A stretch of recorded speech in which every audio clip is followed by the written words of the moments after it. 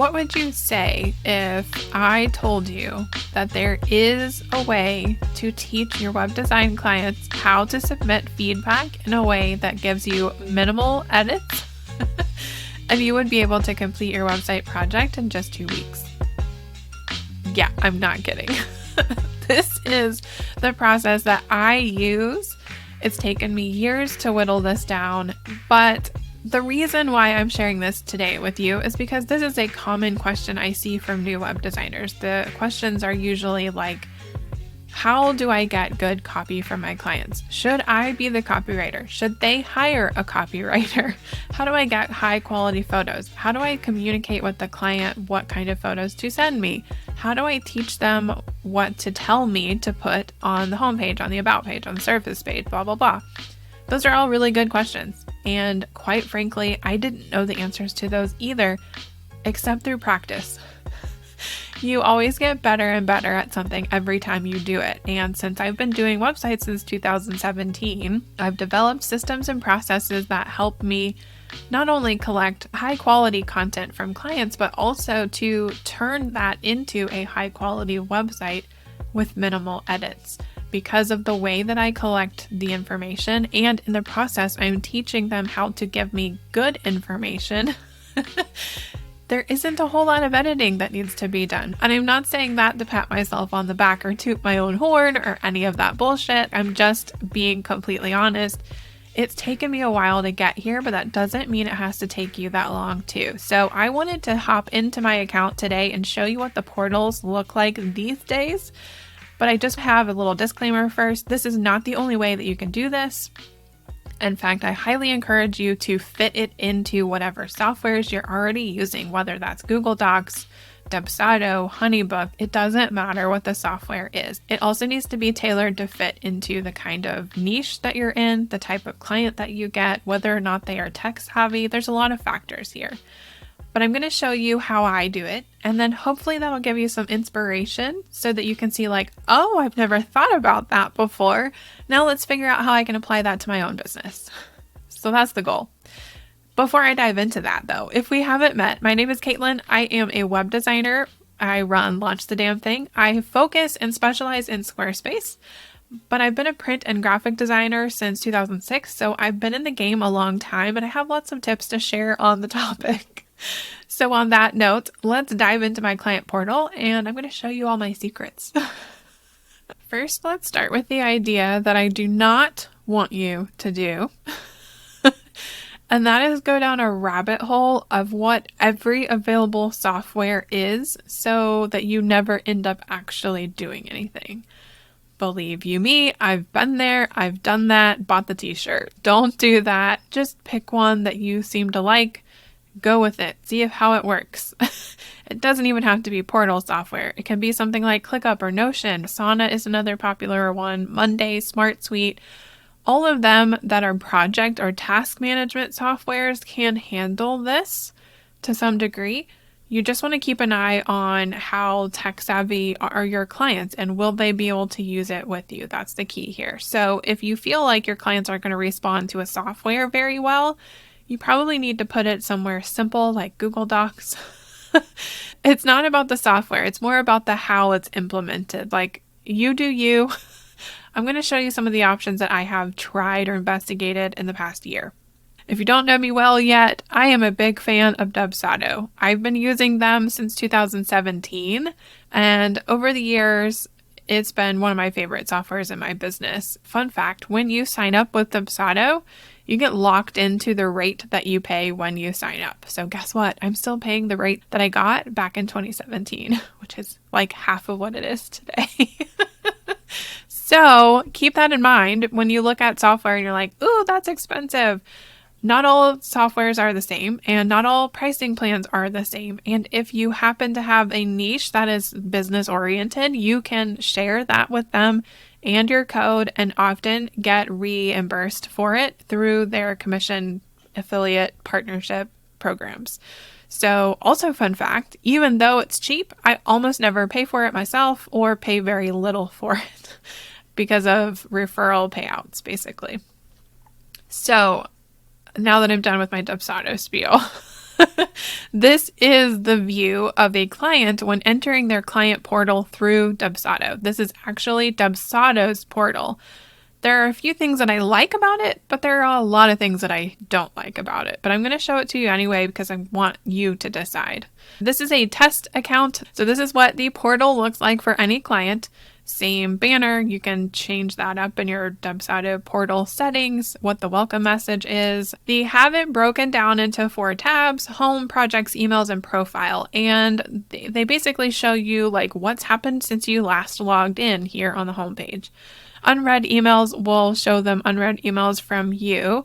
If they click on the emails tab, though, the thing that I find deceiving about this is that they can see emails that were sent to them from within Dubsado, from the service provider, but they can't respond. So what's the point? They can see the stuff here, but if they can't interact with it, I don't really know why it's here. 2 major points of this that are actually useful, though. The projects tab will show any project that person has worked on with the service provider in the past. In Dubsado land, we can have multiple projects based on the one client and their contact information. As long as that remains the same, they can see any projects, plural, that they have worked on with us in one place. I just added some fake information to this test account just so you can see what it would look like if there was stuff in here. The project that I selected is the only one on the list, so that is what is showing up here. The fake invoice, the contract for the package, and the proposal. And it shows which documents are incomplete, meaning they haven't been opened, they haven't been submitted or signed or whatever. So I like that because it's very clear indication of what work needs to be done. And then in the profile section, they can come in here and change their information or update it at will, which I appreciate because that's one less thing for me to worry about. If you go into the project details and you click under tasks, and then you go to task boards, and then you click add board, and then from that board, you click the down arrow, click privacy settings, and then you can send it to the client portal. And then even when you do that, it shows up at the very bottom of the list and it doesn't have anything incomplete, which may be because I haven't assigned anything to myself because I am myself and the client in this example. So that's kind of confusing. At any rate, I'm not super convinced that this is a very useful thing. So I have not tried it in years and it doesn't look like it's improved much since the last time I tried it, to be perfectly honest. But if you want a simple portal where all they have to do is come in here and see stuff that's outstanding, unread emails, incomplete forms, open invoices, very basic, update their information, this is easy enough and it's included with your Dubsado plan. So it doesn't cost any extra to be able to use this. That said, I'm at a level where I need a lot more than that. So I'm going to log out of the test portal and move on to the next option. There's an interesting one that I'm looking at right now, actually. And the reason why I am interested in HolaBrief is because it allows the client to interact with the stuff in the portal without needing to create any account, which I love. I don't know any other software that does that. That is also very affordable. HolaBrief charges in euros and their plan cost about $165 US, so it's actually a lot cheaper than Dubsado is right now. It does not cross over with things that I already use Dubsado for, though. That was my problem. I can find client portal software, but it's also trying to be my CRM and I don't want it to do that. I do a lot of my invoicing and everything in QuickBooks, so I already have overlap. I don't need a third software that can handle client invoicing because I'm not going to use it. So this one is specifically for project briefing and client interaction, collecting data for the actual project. And I really like it. It seems like it has a lot of potential to work really well. So let me show you what it looks like on the inside. I still am on the free plan because I'm just testing this out myself, but I think it might be possible to put my entire portal in here, use it as a template, send the share link to the client, and they would be able to answer all the questions, submit all the things without needing to have guest access, without needing to create an account, without needing to sign or log into anything. So this could potentially be awesome. So I'm testing it out. It's not a perfect solution. I have found that when I'm going into the brief to set up like tasks or assignments, it's a little bit hard to build in the education that I am used to having for this. So it just might mean that I put in a video and say like, watch this first and then complete the tasks below. And maybe that's a more efficient way to do that than forcing people to read so much information. Anyway, this is definitely something that you should check out if you're wondering what software to use for the portal itself, because I feel like it gives you enough without all the bells and whistles. And also it gives you the ability to set who the clients are. You can still set milestones. You can have them upload things. You can link to your Dropbox, your Google Drive, your Asana, your Trello board, your whatever. So it's pretty collaborative. It's easy for the client to use. And that is the biggest piece here. One other bonus tip is that for artists and creators, the Playbook storage platform seems like a very interesting option. It stores stuff in a pretty way where people can look at the files like Pinterest. There are boards for each thing, and it's a drag and drop platform, and all of these have share links that clients can comment and react to things. They can mark them off. It's very interesting. It's a storage platform, but it's something unique. Nothing else I've ever seen works or acts like this. And I'm really interested to see what this could be used for. I do have my Dropbox connected to it. I'm still probably going to be using Dropbox, but for visual things like brand boards, sharing logos in a media kit or something, good to know. The second thing I tried was Asana. When I got tired of that, I moved over to Notion because I felt like Notion would be more user-friendly for my clients. And I wasn't wrong. Notion is pretty user-friendly as far as task management software or project management software goes. I bought several template packs that guided me through like, oh wow, okay, this opens up a whole new level of how to guide the client through this process. But over the last 2 years, I have refined it, redone it, revitalized it, started over from scratch. It looks a lot different now than it did. And this is a Portal Hub template, which I'm going to show you because I don't want to show you my client information. What I have here is a empty page with a database inline inside of it. And inside that database, I have 2 different tabs. I have an active view and an inactive view, which basically means any active portals you can change the status of, and the filter that I have set here will automatically show it or hide it depending on which view you're in. So under active, I have only portals that are showing in the upcoming or active state.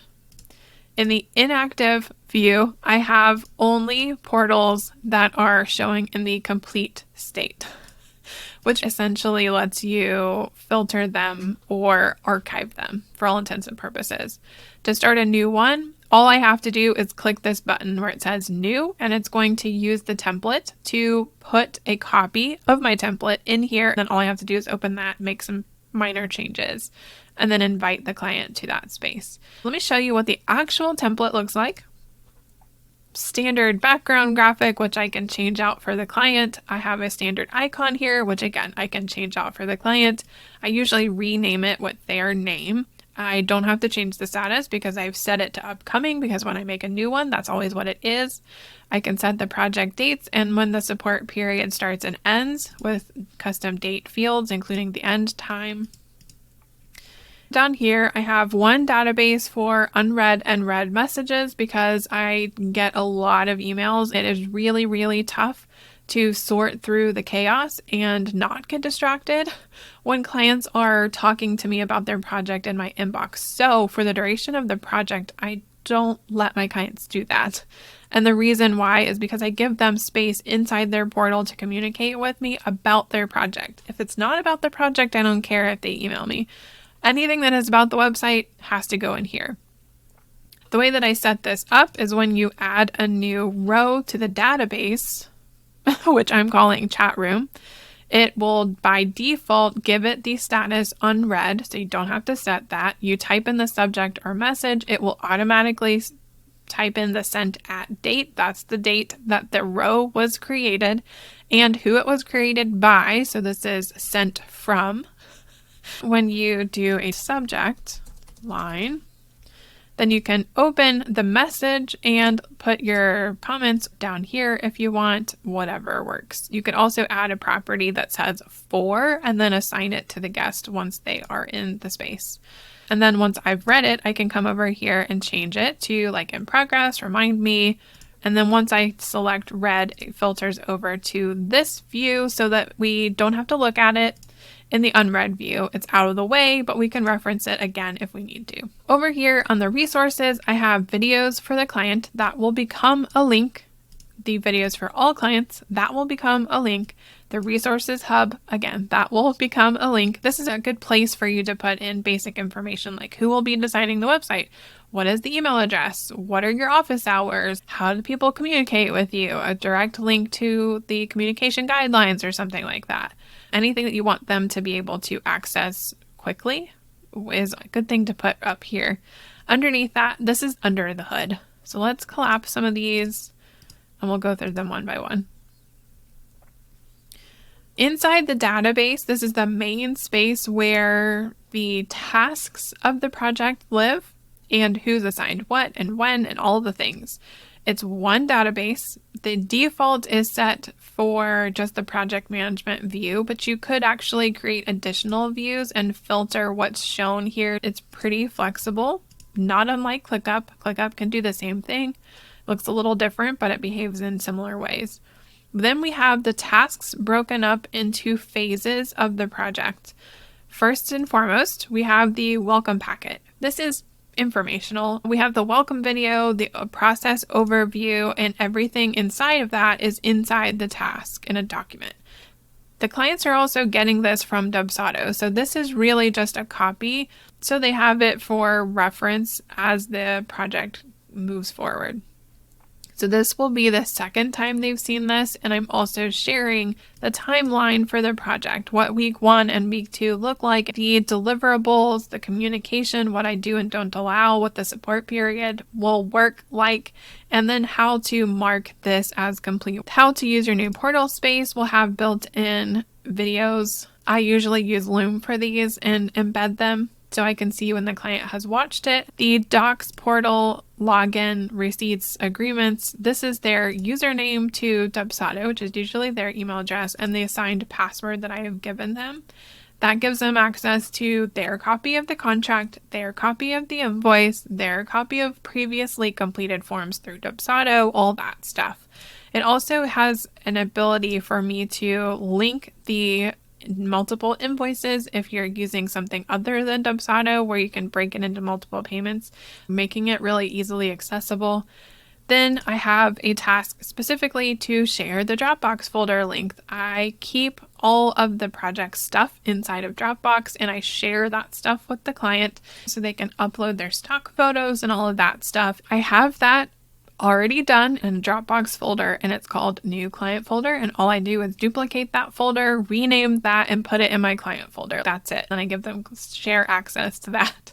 It has links or web locations to various things like their ClickUp or Notion portal, the generic Loom video library, the Google Drive folder if that's relevant, and their Loom project folder. I also have a folder for brand assets. This is where to upload your brand guidelines or your brand board if you have one. This is where to upload your brand graphics or icons, your color palette, your browser icon or your favicon, your licensed fonts, your alternate logo and your main logo, your privacy policy, shop policies, terms and conditions, your page-specific photos if you have any, photos of you, stock photos, and the same for videos. So that's what the folder is populated with, and that way they just click around and say like, okay, I gotta fill this folder, gotta fill that folder, gotta fill this folder. So that makes it really easy for them to submit information. I don't have to repeat myself all that often for that either. Then they also have project tutorial video library. So this is literally their Loom folder library for their client project specifically. They have another one that's available to all clients in their more generic videos.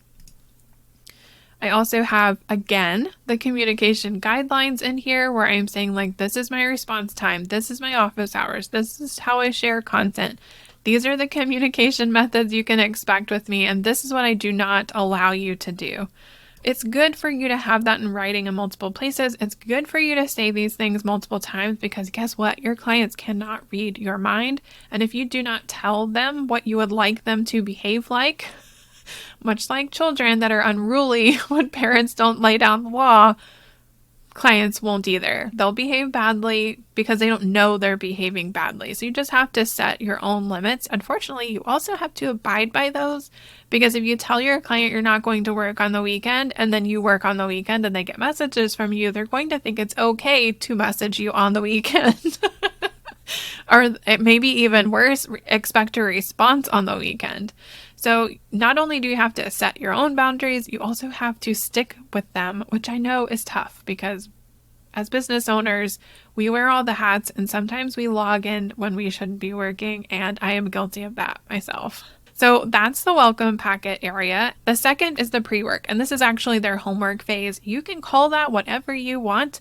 Ideally, it's something that doesn't sound like work, but I couldn't think of anything, so maybe I can get some inspiration from you. If you have a good idea for renaming this phase, leave it in the comment below this video. I'm curious. The first task is Pinspiration, and I used to bypass this, but I have to say it is actually really helpful to have, so I make it a requirement now. Basically, I am asking the clients a series of questions and I want them to pin things that answer those questions. It can be on their account. All I need is for the link to it. This is not a shared board, though it could be. Basically, I just want them to think outside the box and not pin things that are graphic related, like typography, font families, website designs. I don't want to see any of that because it is too easy to see something and not be able to unsee it and then accidentally get too close to it. So the best policy is to look for things that can give you style vibes that can help you get the point across, to help you find patterns and colors that they keep choosing. The more they pin, the more patterns you can see, the more things you can test, the better idea you have of their stylistic preferences and what they are telling you through that they actually want versus what they are able to say and describe. One thing that I have noted with clients over the years is that they have a lot of trouble communicating what they actually want with you because they don't know how to word this. And that's not their fault. They weren't taught the language, the lingo, like they don't know. It's hard for me to describe what I want, even as a graphic and web designer of years, because it's hard to put that into words sometimes. So it's often easier for clients to show images that produce the same feeling, and then I can pull out of that and read between the lines. So this is a really important step. The second piece is actually a template that I got from Booked Out Designer from Elizabeth McCravey. Her course shares this word for word, and I'm pretty sure that my version of it is nearly the same as hers, so I can't share that with you. It is about 30 questions asking things like, what adjectives would you use to describe your brand versus your personality, and then giving them a list of adjectives to actually choose from. So are we talking friendly, witty, bold, elegant, classy, casual? What are the things that they would use to describe their business? And then in a separate question, what would they use to describe themselves, so that I can get a sense of how they want to be portrayed on this website. That's just 2 of the questions on that workbook. So if you're interested in the workbook, you gotta go sign up because I don't have permission to share that with you here. And unfortunately, because of that, I can't even show you a glimpse of it. But just know that this questionnaire is a huge reason why I can hit the nail on the head every single time. Moving on, I have them share their logins with me. I walk them through all the different kinds of things that I'm going to need through the course of the project. And that includes things like the access to their Squarespace website if we are moving them from an older one to a newer one. It also includes the domain, email marketing apps if they have them, and why it's important that they start an email list, online scheduler apps, why I think that's important too, and also if they don't have one, options that are available. I have tried almost all of these, so I have a huge list of pros and cons so they can do their own due diligence and pick something that works best for them. I also ask for their Google Analytics ID so I can put that in the back end of their website, and the same thing for their Facebook pixel if they plan to run ads. And I also give them space to add more logins if they have other things that I haven't asked for. What I do with that after they've submitted everything is I copy it from Notion and I put it in my password manager and I delete it because I don't want that living in Notion land forever. The fourth is the schedule video calls. So I have space to put in my Calendly scheduler link for each of these calls. There are only 3 that are required for the process. And I have them go ahead and book that call during the homework phase so that it's already set. They get all the reminders. It's like set and done. So we can both plan around this. Now, the biggest meat of the project is the website content worksheets, and that's probably why you're here. As you notice, a few of these have edit tags. This is just a reminder, like this is a task that I need to go in and pop a custom link for this particular client. So that's just a reminder for me on which things need changing every time I make a copy of this template. And then when I'm done, I click on that and I click hide in view because that's not actually useful for the project itself. Anyway, back to the website worksheets. So this is arguably the most important piece because this is actually what collects the information that goes on the website. So before this, we've established style with the Pinspiration board. We've established brand personality with the questionnaire. We've gotten logins. We've scheduled the calls. And now it's about the data.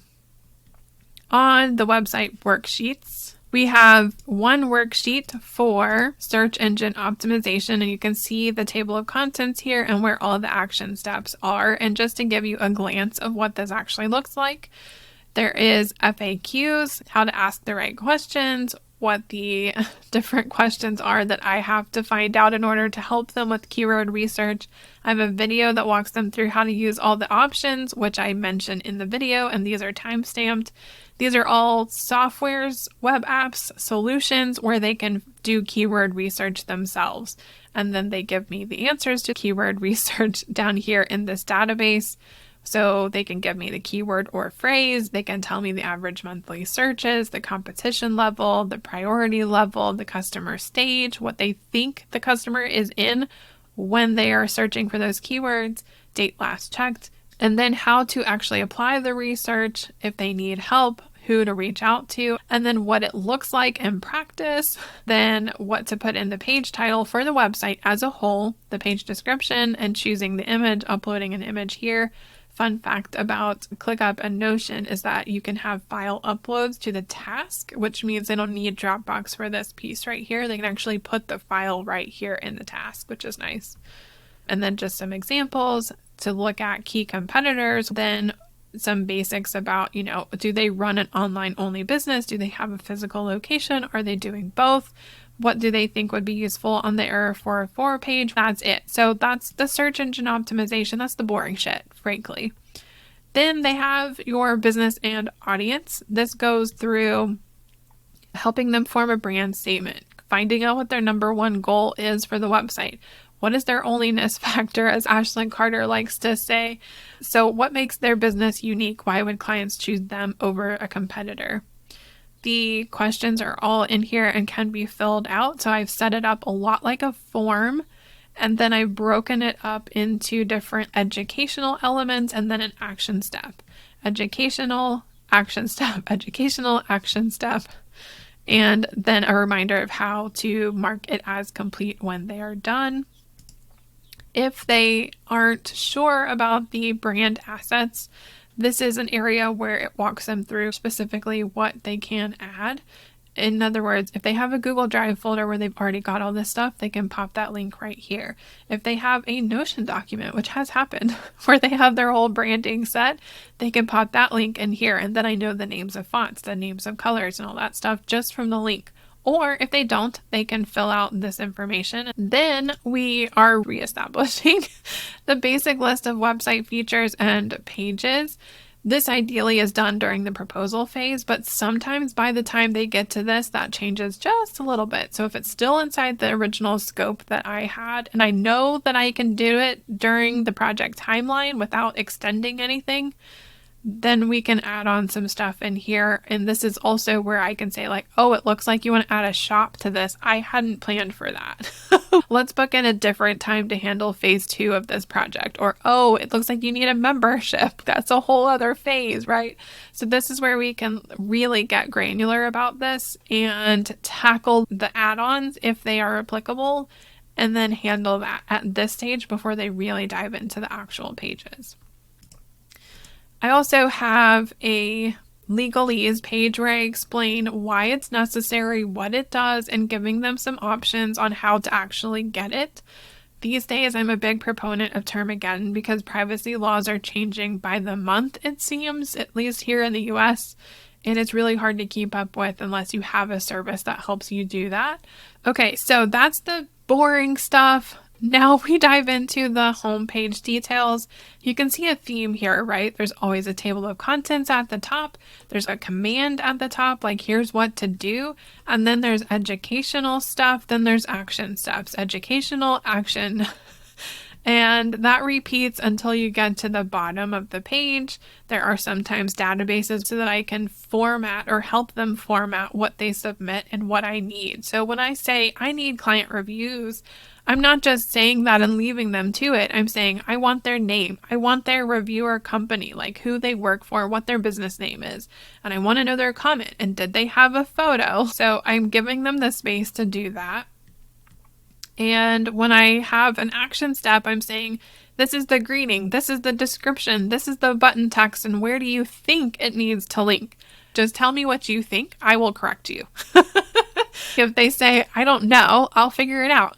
But it's always a good idea to get them thinking about the process of this, because ideally you want them to be able to take the website over when you're done and not need to rely on you for every little thing going on in the future, because we work with a lot of clients. We can't maintain that for a long period of time. So the About page is the same as the home page with different content. And as you can see, there are action steps, examples, education, and sometimes there's videos.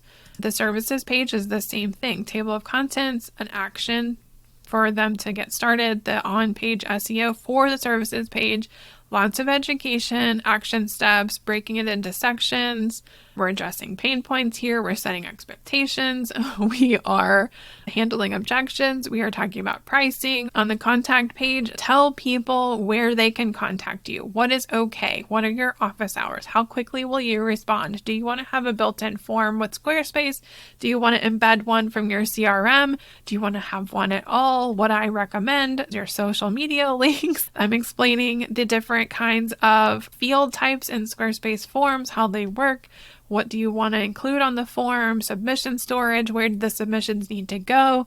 Backup storage options. This is stuff that just lives in my head that I have to put down somewhere, because if I don't say it written on a page, I'm going to say it out loud. So I might as well put it down on a page. And if they don't read it, I can still say it. But usually the clients that I happen to work with will read through this and figure it out. I have minimal questions usually while they're filling out their homework. On the blog page, this is a little bit different. We still have the table of contents and the action request. Why do we need this? And what my opinion is, the main blog page intro and what the user-friendly features are. Do they want to add a search bar? Do they want to have category dropdowns? Do they want to add more filters and sorting? How to organize the content? Like, this is detailed, as you can see. How are they planning to monetize it, if they are planning to monetize it, and why I think they should. I also have a really cool shop page. So this is, again, table of contents, SEO stuff. Beneath that, choosing the right e-commerce platform. So I'm just inching into this discussion by saying like, hey, if your store is going to be this size, this is probably a good platform. If it's going to be bigger than that, then we probably need to put you somewhere else. The storefront greeting, the action steps for that, your products. This is my favorite part about this page. So what I have is a database over here and then I have the task of the shop, and then inside that I have another database for the inventory. Now, let me just preface this by saying I hate doing e-commerce projects, so I don't do a lot of them. But at least when I do that, I have a place for them to put in their inventory so that I can input it into the website. This is helpful not only for me, but also for them, because a lot of these fields are copyable just by clicking, which is very easy for me to copy over here and paste into the platform. Let me open this up a full page so you can actually get a real sense of what this is. All products is just the view of everything in this database. The digital products view only shows the products that are marked with the product type of digital product. The same thing for physical products, and then service products, again, marked with service product. There is also a links view, which is essentially a way for me to allow the client to automatically create the URLs, which is awesome. And no, it doesn't require Zapier, it doesn't require automations in Notion. It's all just default settings and formulas that I've written or created so that it will pull from other fields. So let me show you how that works, because I'm just like, you got to nerd out with me on this. If I type demo here as a product, and then I choose, I don't know, membership, and then I say demo membership founders level. Then it goes in the shop page. Notice what happened here. It created the URL for me based on the title and including the shop URL. So the formula is giving me the product slug by itself, which is copyable, and the full product slug, including the shop. So if this was store instead, then it would be the product slug and then store-product slug. So this was a big moment for me when I realized I could do this. Sadly, I don't get to use this awesome database that often because I hate doing e-commerce projects. But I just had to show you because how cool is that? Seriously, how cool is that? Okay, so if we go back to our all products view, you can see that different types of products have different default states. So in the digital products view, we're only seeing the title, the product type, the price, the description, the images for the product itself, file, that's the digital thing that they actually purchase versus the images of it. The categories, the tags, whether it has a lot of info. So that means like, do I need an additional info section beyond just the title, mini description, and buy button? Does it have a SKU number? Do you want to generate that on your own? Physical products, on the other hand, have more data. They have the title, product type, the price, the description, the images, the categories, the tags. It has a lot of info, the stock. I need to know how many they're coming into this with. I also have options for variants, and this is where it gets tricky because this has to be set in order to calculate shipping, which is one of the many reasons why I hate doing commerce projects, because I hate dealing with shipping and taxes. Variant type, this can be one of these options or something else, which they can type in and create their own. We have variant options. So we have 3 different variants that are in here. Then we also have room for them to put in the packaged weight, the width, height, and depth of the package itself, and then of course the SKU number if they want to do their own. The services product has basically the same set of fields as digital products, but it's filtered to just show services because they have similar requirements about how you actually put these products in. Okay, that was a lot. The next task is the FAQ page, and this has a database in here where they can put in the question and put in the answer. And if there are multiple different Q&As, like this is a good one to also put on the services page, then I can add that as an option here as well. So that's super useful for me. On the testimonials page, it's basically the same thing as FAQs page, has different SEO information and a different database, but more or less the same kind of stuff. I'm asking for the reviewer's name, what their title or business name is, and what their comments actually were, if they have given them permission to proof the review. Have they included a photo? Have they included a video? Have they included a Facebook review where we can take a screenshot? Have they included a Google review where we could take a screenshot? Have they uploaded an image? Is there a link to the review somewhere like on Capterra or G2 or Trustpilot? Last and easiest is the launch planning. Like, hey, when you want to actually launch this thing versus when the project is over. Half the time, the client's ready to launch on the final day of their project, which means I literally have had 2 weeks to get this thing knocked out, revised, launched, prepped, and all the things, which is not the end of the world, actually. Usually that's pretty easy to do. There's also about half of the clients that are like, we can launch it, but I'm not going to announce it for X period of time because I have my own shit to get together before I actually tell people that it's launched. Like posting a couple of blogs, scheduling things out, getting graphics ready for the launch, or setting up a scavenger hunt to get traffic, setting up Google Search Console. So if they want to take time to do that, this is where they can tell me, like, this is the date I'm thinking I'll probably want to launch, and if they have any additional questions or comments.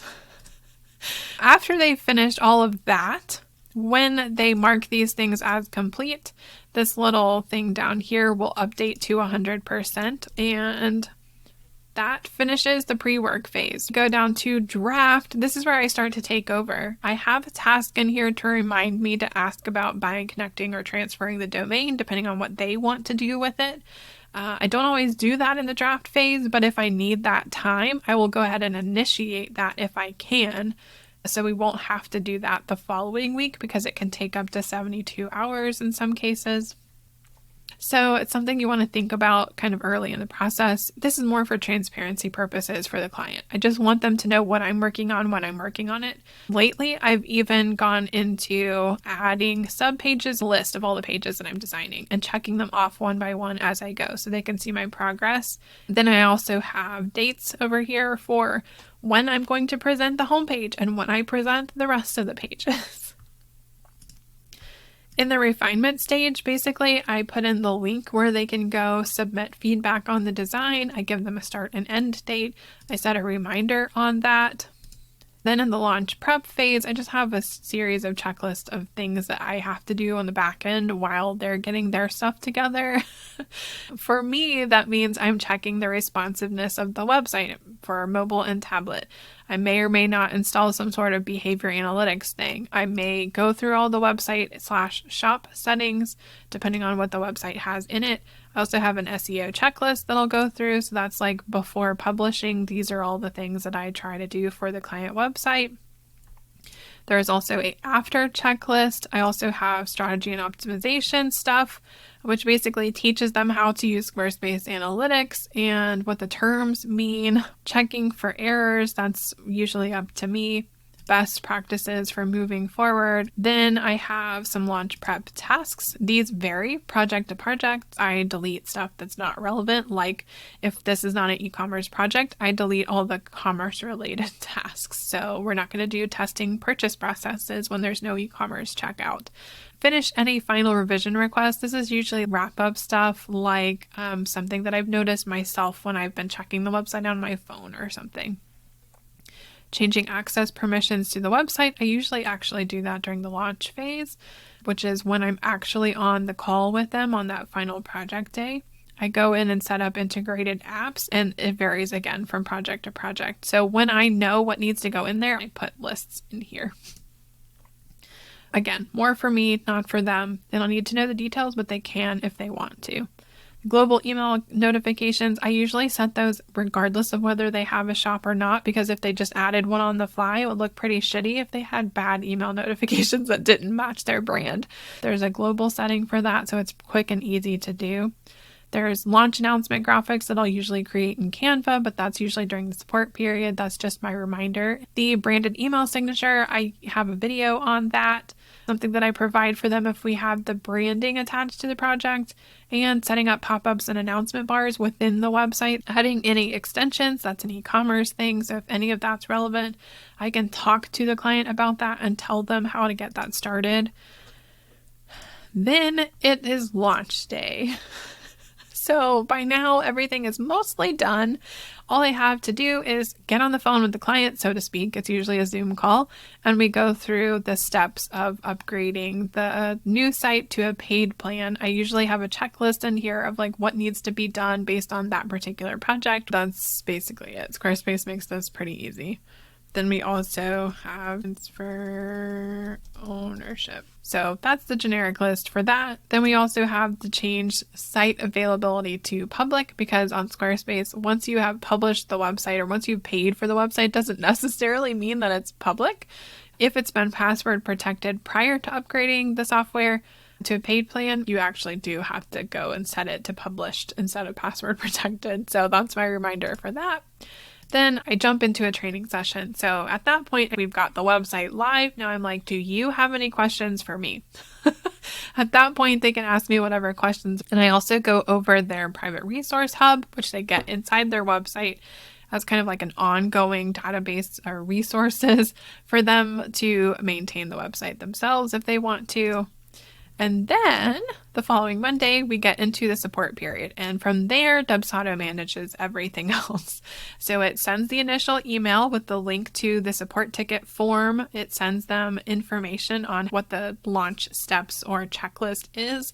Things like submitting a sitemap to Google Search Console, checking that Google Analytics or launch announcement graphics, how to do a scavenger hunt, really basic information, sending out an email blast to an email list, like those kinds of checklist things, doing a scan of the website with Termageddon to check for third-party cookies, to make sure that's up to speed before they announce the website, checking that they have all of their legalese in order to the best of our knowledge, setting up something like Accessibility for ADA, accessibility for the website. So that's their support period. And this is typically email only or like tech support related. This does not include revisions for the website and that kind of thing. I feel like I talked forever. So that's the portal in Notion. And the cool thing about how this actually works is when you have a lot of these, for example, I just created a copy of the template that I was just showing you. When you do this a lot, they show up here in a gallery and it looks really nice and pretty and clean. And that's all you really need. That's in Notion. The same thing exists over in ClickUp. I have a template. Zapier will actually look for contracts that are signed with certain parameters and then make a copy of my template over in ClickUp for me. And then all I have to do is come in here and edit the fields. Again, you see the tags are in here, so I know which tasks to edit. You can see it looks really similar to the way that I had it laid out in Notion. The only difference here is that it's a little bit different bringing the client into this space. It requires more onboarding, so I have lots of tutorial videos because ClickUp is harder to teach clients than Notion is.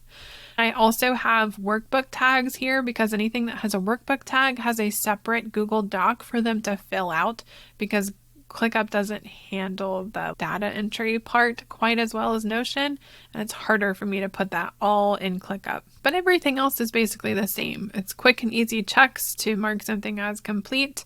The most important thing that I love about having portals in ClickUp is this live chat feature. So this is like a chat room specific to the client's project.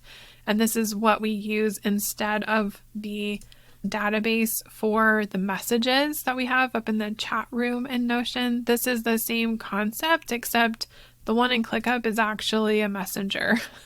Basically like inline comments, but only here and in their portal. In here, we also have a customer journey, which I can give them access to that would let them kind of map out where they think the customer needs to go. And I have this example built into the template for that. I also have an embedded Dubsado portal here, so they could start the process of logging into that right from their ClickUp portal. It also would let me set up like other mind maps, whiteboards, built-in Google Sheets or Docs or whatever via embed, forms, all kinds of extra stuff. The other cool part about using ClickUp for portals is that ClickUp has built-in automations that don't require Zapier. So I have automations in here on a couple of things like the revision feedback rounds. So let's take a look at the automations. I have 5 currently. When the start date arrives and the conditions are true, it changes the priority level to urgent from low, and it adds a comment like, hey, are you in the process? Do you have questions? Have you checked the markup? Have you left any feedback yet? That kind of thing. And it does that for me so that I don't have to. It also does a quick status change when the date arrives. So when the date arrives and these conditions are true, it changes the status. So in the refine phase, it changes the status to complete 1 hour after the due date so that I don't have to come in here and manually update the status. ClickUp does that for me. There's another one that changes the status in the support period when the due date arrives. So at the end of the support period, I don't have to remember to come back into ClickUp. And then the last one, besides always watching tasks so that I know what's happening in the portal, when the status changes and conditions are true, adds a comment. So it adds a comment asking if they shared the workbook with me. And that's on all the ones that have the tag workbook. So for all of these homework tasks, which have that tag, on any of those, if they mark the main task complete without also checking the subtask inside, which tells them what to do with the workbook, then it will comment and say, hey, by the way, did you submit the workbook also? The rest is pretty similar. So I'm not going to go through all of that again. That was a lot, and my throat is beginning to actually hurt now. Anyway, I'm going to wrap this up. I've been talking for way too long, and I hope that gives you inspiration for what to do and where to do it. And I wish you all the best of luck. And if you're thinking, wow, that sounds awesome, I do not want to do that myself, then keep your eyes peeled, because I may or may not, but definitely am announcing my template for sale and all the tutorial videos that walk you through how to edit that. So if you're interested in that, grab the link below and sign up for the waitlist, because I will be releasing that very, very soon.